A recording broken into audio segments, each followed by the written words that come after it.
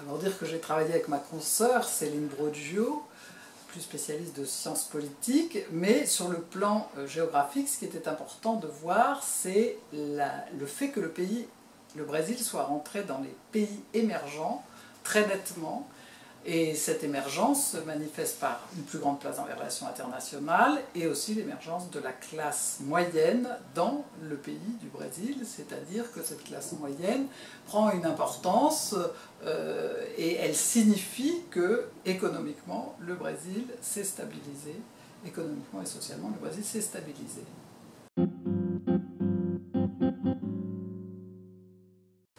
Alors, les changements qui caractérisent cette émergence sont de trois ordres pour moi.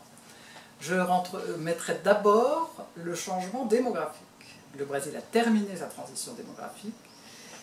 On dit encore que c'est un pays jeune, mais je dirais pour plus très longtemps.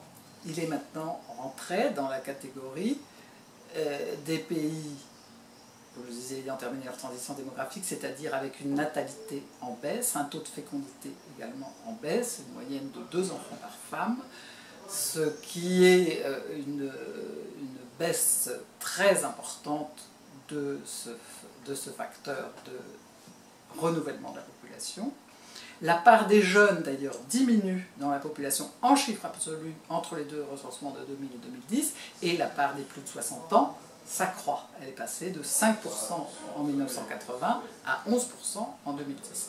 Ce qui est donc un pays, on ne peut pas dire qui vieillit, mais un pays justement qui est dans ce qu'on appelle une fenêtre d'opportunité, une niche d'opportunité démographique, parce qu'il a une classe active, en âge actif, de 20 à 50 ans, très importante, et donc c'est une niche de possibilités de nombreux emplois et de beaucoup d'activités.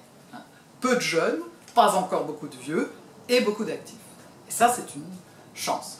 Deuxième critère de ces changements, les changements économiques. Là, c'est le PIB brésilien qui a beaucoup augmenté ces 10 dernières années. Il avoisine celui de la France, à 2400 milliards de dollars, ce qui fait que par tête, c'est bien inférieur à celui de la France, évidemment, puisqu'il y a 3 fois plus de population au Brésil qu'en France, mais néanmoins, c'est une performance économique remarquable, et cela se sent dans tous les secteurs industriels, agricoles, etc. Donc, et le troisième changement que je dirais pour le Brésil, c'est un changement géographique. C'est-à-dire le Brésil est traditionnellement consommateur d'espace, il a ces fameux fronts pionniers où on défriche de nouvelles terres, notamment l'Amazonie depuis 40 ans, et on dit aussi au Brésil que la frontière se ferme, c'est-à-dire que les fronts pionniers sont arrivés à des obstacles infranchissables qui peuvent être soit les unités de conservation écologique qui empêchent donc maintenant la déforestation, soit aussi une redistribution de lotissement de la réforme agraire pour installer les petits paysans sans terre. Donc de tous les côtés, le Brésil qui traditionnellement évacuait ses problèmes en allant plus en avant à la conquête de son espace, maintenant ne peut plus le faire. Donc il devient, au lieu d'être consommateur d'espace, le Brésil devient gestionnaire de son espace. Et cela change beaucoup les politiques territoriales, et c'est en cela qu'il intéresse les géographes particulièrement.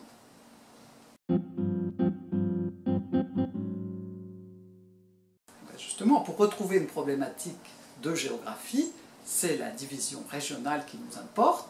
Donc traditionnellement, on divise le Brésil en 5 grandes régions, mais là, j'ai choisi pour cette édition-là 3 régions, en isolant le nord-est, avec ses problèmes socio-économiques de région la plus pauvre du Brésil, et puis le sud-sud-est, qui est la région la plus urbaine, le moteur économique du pays, avec São Paulo, Rio et même Brasilia, on peut dire la capitale politique. Donc cette partie-là qui regroupe l'essentiel de la population, avec le PIB par tête le plus élevé du Brésil, etc.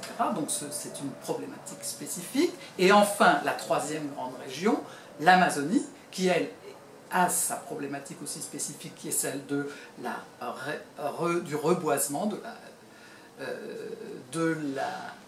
du développement durable, de la sauvegarde de la forêt, de ce qu'il en reste, et d'une gestion de l'espace plus naturelle, disons, que économique. Et j'ai donné pas mal d'importance à cette troisième région, qui représente à peine 10% de la population brésilienne, mais qui, sur le plan de l'occupation de l'espace et des problématiques écologiques qui sont développées, est la plus, on pourrait dire, la plus laboratoire des grandes régions brésiliennes. Et je verrai aussi comme laboratoire les grandes métropoles, Rio et São Paulo, où là aussi le Brésil expérimente de nouvelles formes de gestion de ces espaces urbains mégapolitains.